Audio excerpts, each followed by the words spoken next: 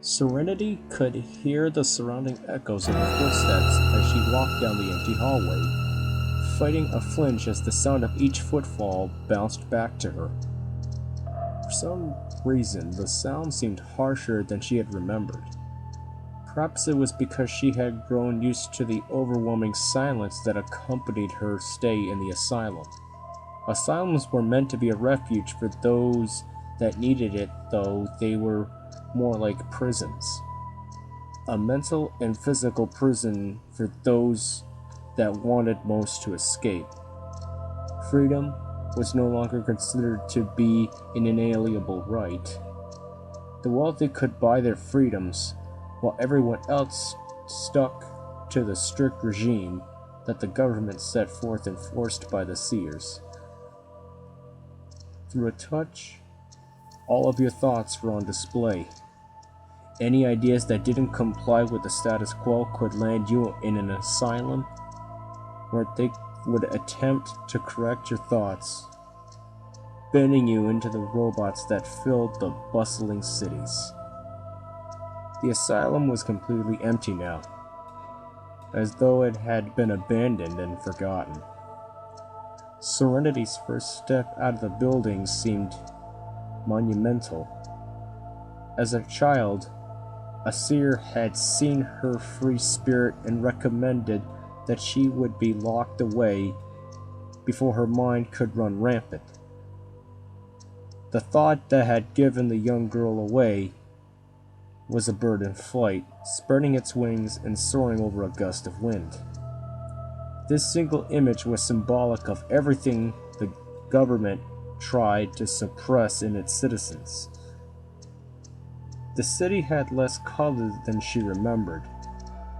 The sky was more gray than blue, and the grass long since covered in concrete. The trend reached out to people as well. Their skin had adopted a lifeless gray tone. Their eyes stared forward unseeingly.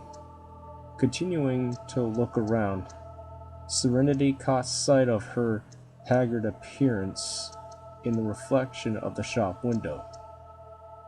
She had noted that she seemed older than she should be. It seemed a short amount of time that she had been locked away, but the body she saw was not the one she remembered. She had expected the short, round, bright child of her memories. Instead, the vision that meant her was a woman, hollowed out and spent. An overwhelming fear overtook her when she moved and saw the reflection twitch in response. "Excuse me, what is the date?" she frantically asked the person nearest her. The man didn't act as though he had heard her at all, continuing with his gaze forward. Serenity continued frantically trying to get the attention of those around to no result. Finally, she reached out and grabbed a woman who was passing by quickly.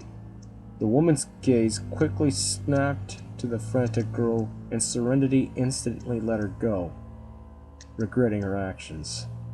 The woman's eyes were dead, no emotion or thought could be seen.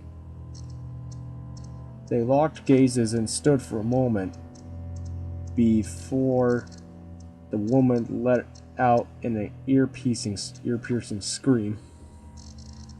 Serenity stumbled back, covering her ears, as if she fell to her knees with her eyes fixated on the strange scar surrounding the woman's open mouth.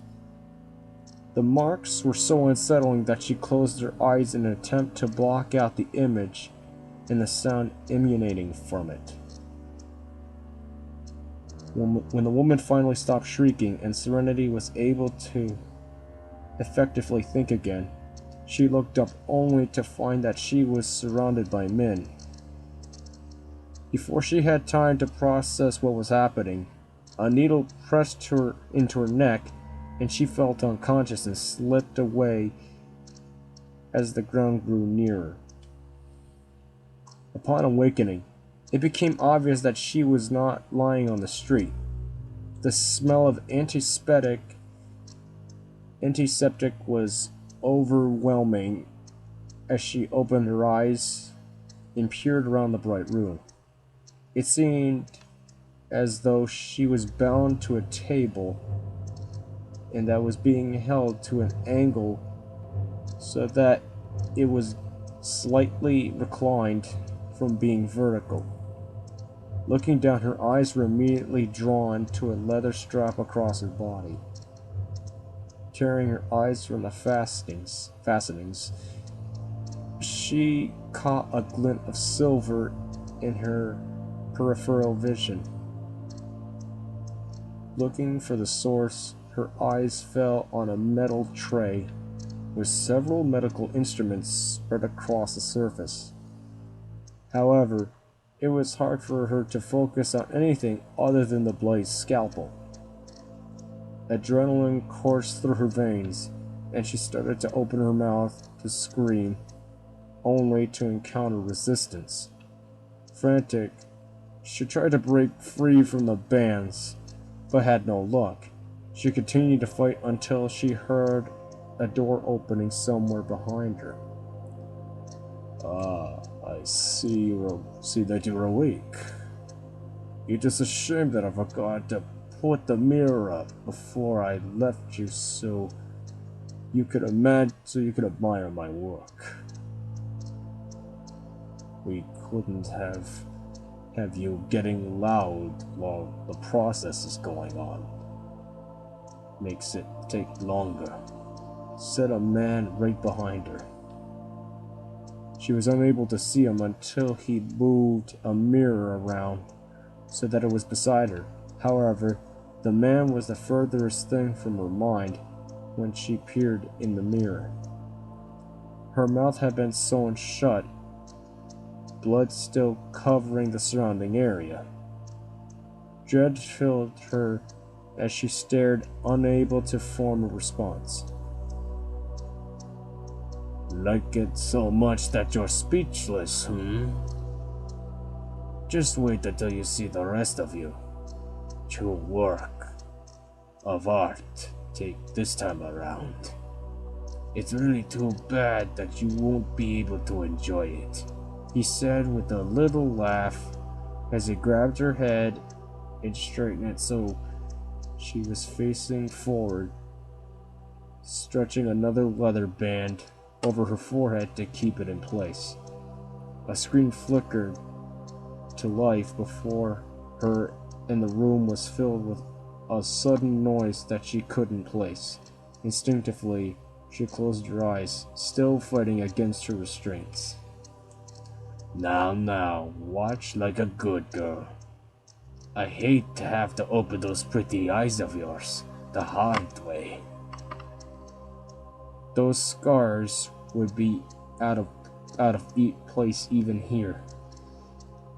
The soft voice of the man whispered into her ear, knowing that his would be the last voice she'd hear regardless of what choice she made. She'd opened her eyes and gazed into the screen. They widened as they took into the flickering images. Her struggles slowed until she lay limp against the bands, gaze still fixed. Okay, this is a pretty good and well-written creepypasta. This is an example of what probably could happen if, well, what could you say when a government or something tries to take away your freedoms and whatnot, and you're being forced to being treated like a robot, deprived of emotion, happiness, all that good stuff. So overall, wasn't that bad. But anyways, that's the 5th creepypasta done for the month of October. Got 5 more to go, so we can start the second half after this one. So if you like it, feel free to comment, rate, and favorite this video. Subscribe to my channel, and look me up on Facebook. Anywho, this is Marshall Dion signing off for now.